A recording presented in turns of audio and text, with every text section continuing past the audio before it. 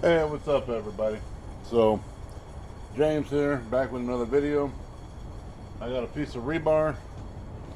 It kind of looks like that. It's about 16 inches. And I'm going to make a holdfast, which is one of these. So, essentially, what I'm going to do, down to the top, I'm going to hammer a flat spot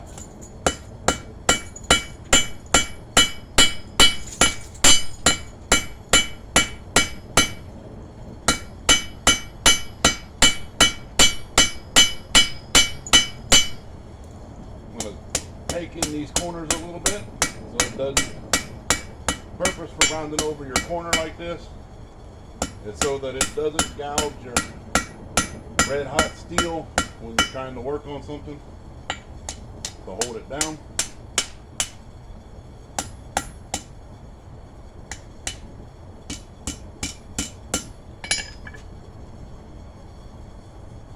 Put that back in there, let it get hot. Round two.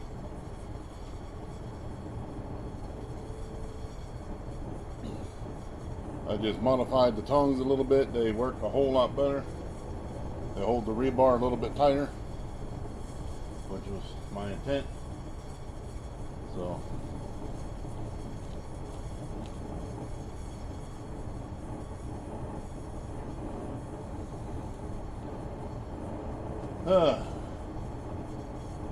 blacksmithing.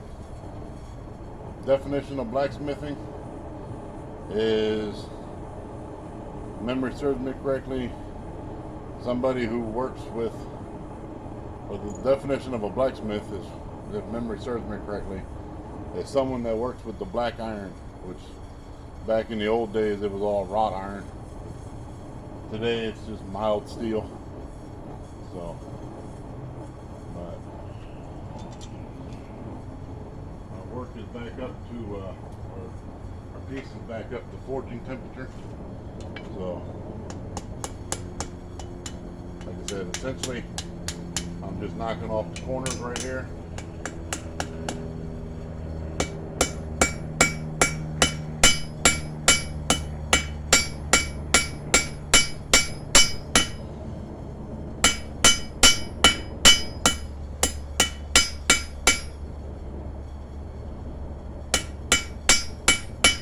I think this piece here might actually be called the foot, or the heel. I'm going to call it the foot, but it essentially is now flat. You can see what I'm going to do from here is I'm going to set that on the anvil for a minute so that I can grab it later. And I am going to mark this, take a ruler here, and flip it around. Actually, let me flip this piece around.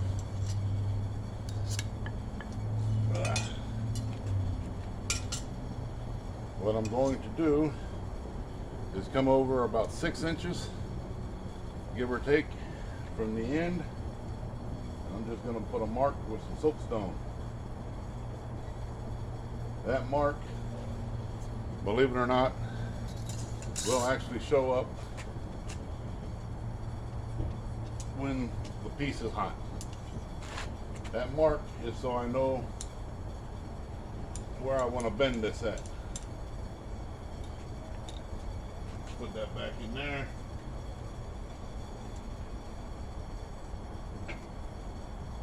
Let that get hot. And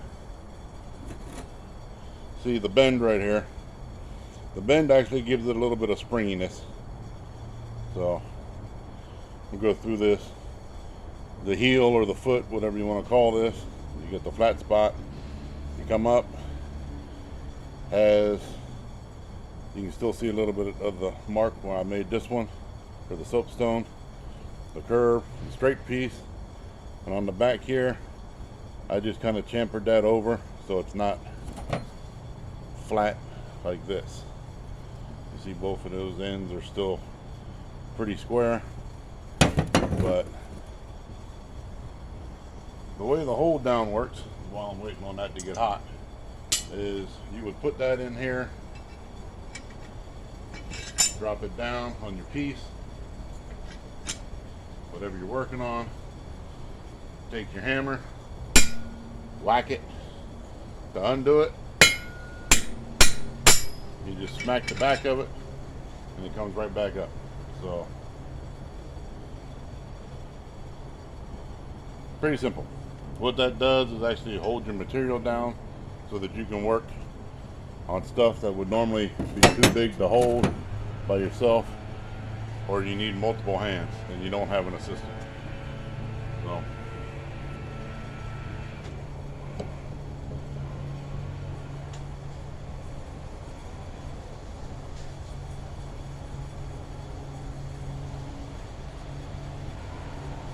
I don't know how well you can see that, but it's starting to get orange there.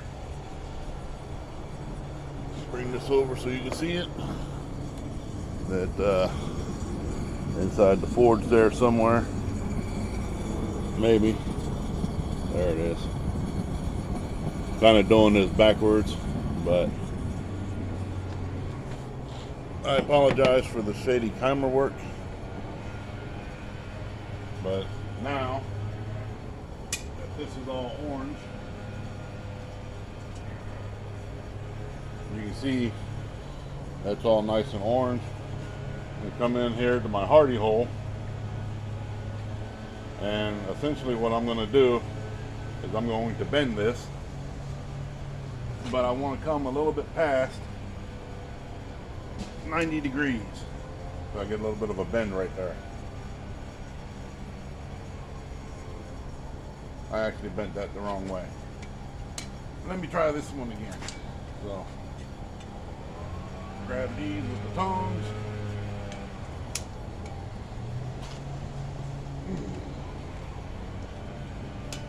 While this is still hot, I can hammer that flat.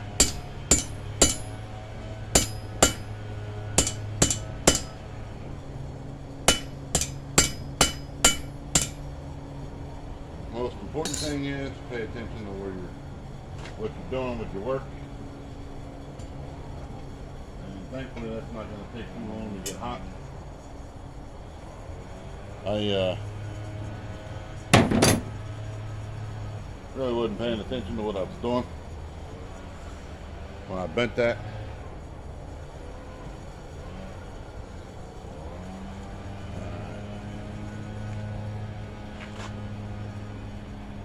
Clean the scale off your anvil so you don't beat the scale into your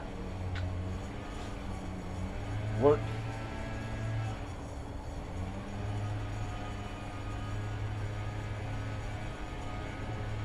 And it's coming back up to temperature pretty quickly.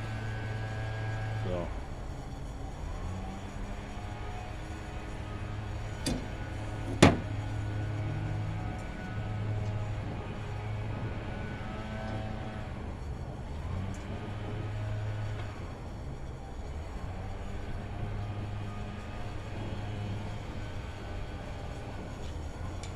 do this the right way.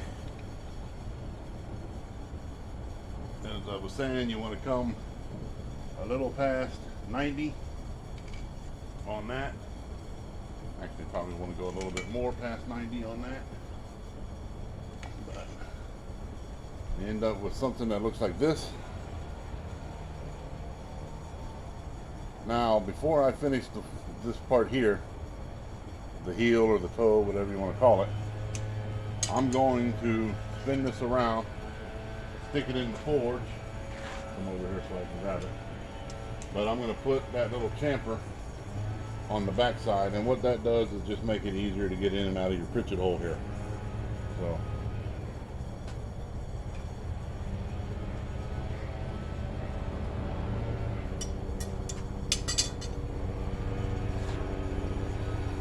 currently done with the barbell, so I'm going to move it out of my way. I just use the barbell to hold the steel, but essentially the barbell is holding the steel so it stays a little better. But no harm, no foul. I can actually see if I'm looking at this that I got a slight bendy twist, not really a twist, but kind of like a bend right here at the hook where it curves over. So this will take a few minutes to get hot, and we'll go from there. I'll show you what the next step is. Like I said, the next step is I'm going to do this little chamfer here on the back, and that just makes it easier to get in and out of your hardy hole. So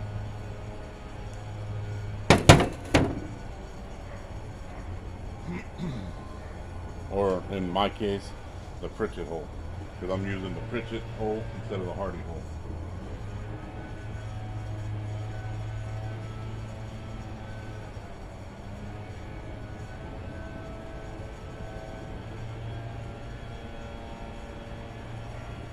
And the steel is almost back up to temperature on this cold end.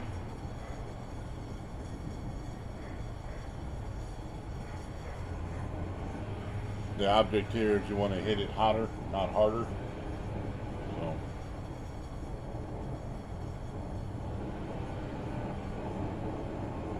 get a nice orange glow on there.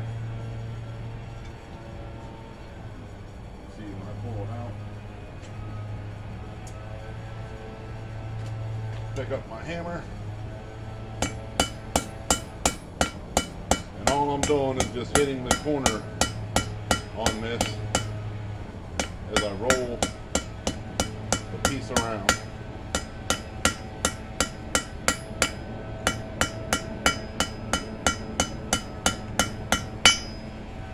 And it puts a nice little chamfer there on the side and takes away that hard corner. So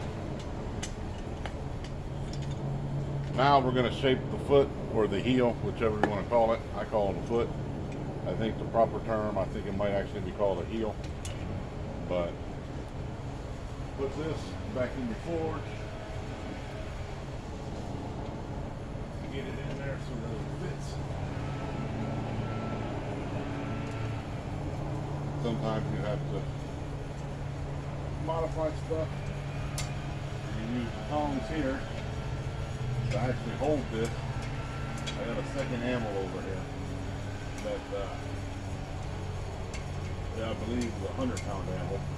It belongs to my shopmate R.W. Fred, and that's what the barbell was originally sitting on.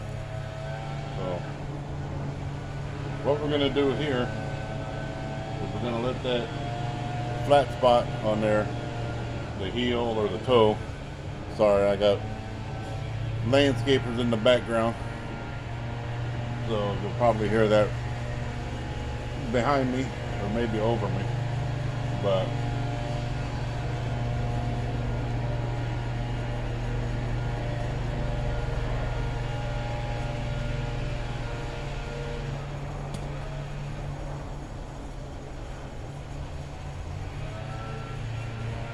one thing you got to remember, that steel is about 2,000 degrees when it comes out of the forge.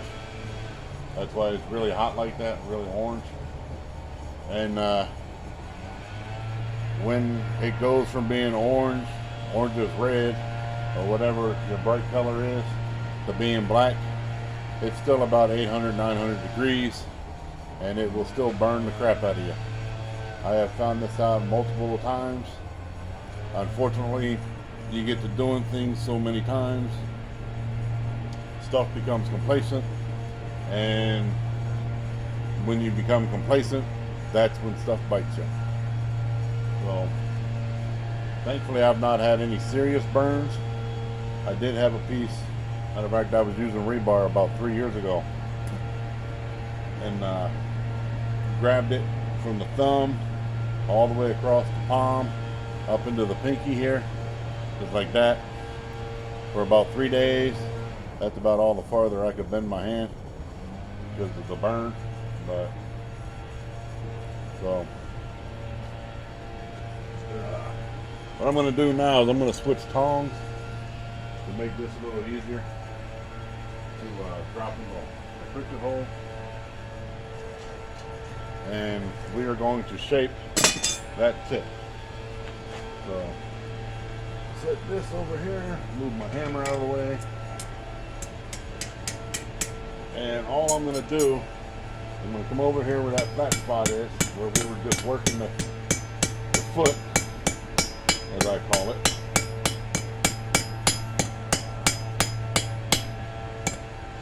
And we're going to hammer that down like this. Now, I'm going to go take a piece of this flat bar steel. I'm going to lift this up a little bit, stick that under there, and all I'm going to really do is just refine that right there at the end. So now that that is done, this is actually a mild steel, rebar, and grab it with the other tongs.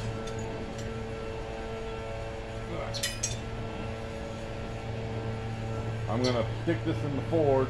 I'm going to heat this whole front end up there where the curve is.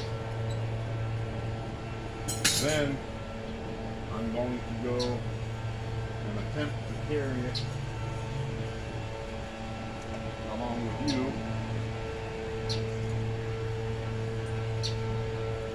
over to the water bucket, and I'm going to quench it. So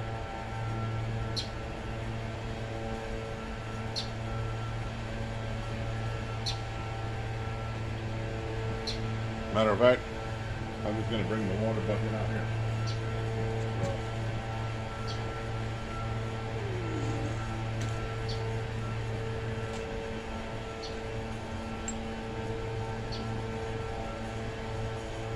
That we've actually got several water buckets around the shop. That's for keeping your steel cool, especially when you're working on knives, the high carbon steel. You don't want it to get too hot while you're grinding on it and doing your cleanup and your bevel work. So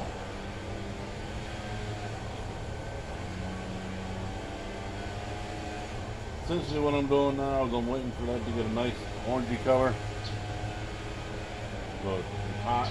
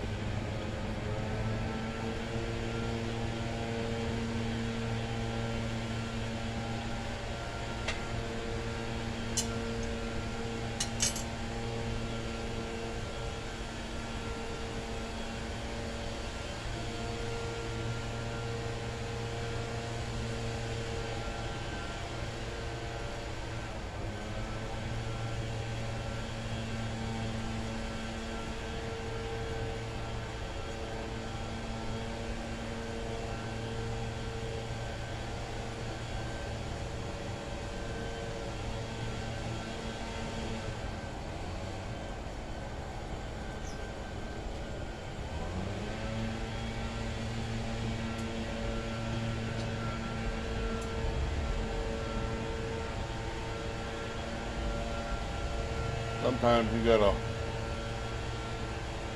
make it understand that it wants to get hot in spots where they don't want to get hot in.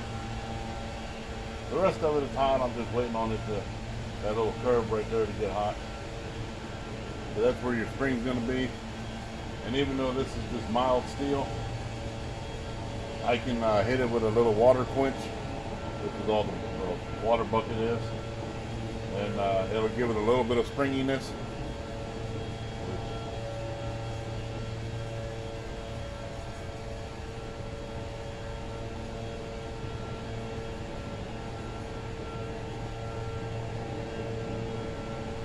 nice and hot.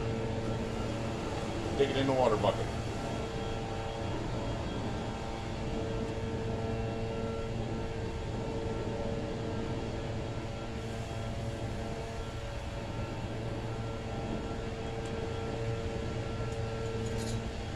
Grab it with another set of tongs. If I can let go of that end, I'm going to stick the other end just to cool it, just to remove the rest of the heat from that piece.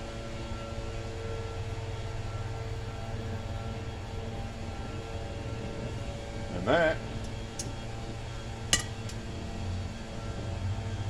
how you make a hold fast. That's still a little bit warm, but I took 99% of the heat out of that. So, thanks for watching.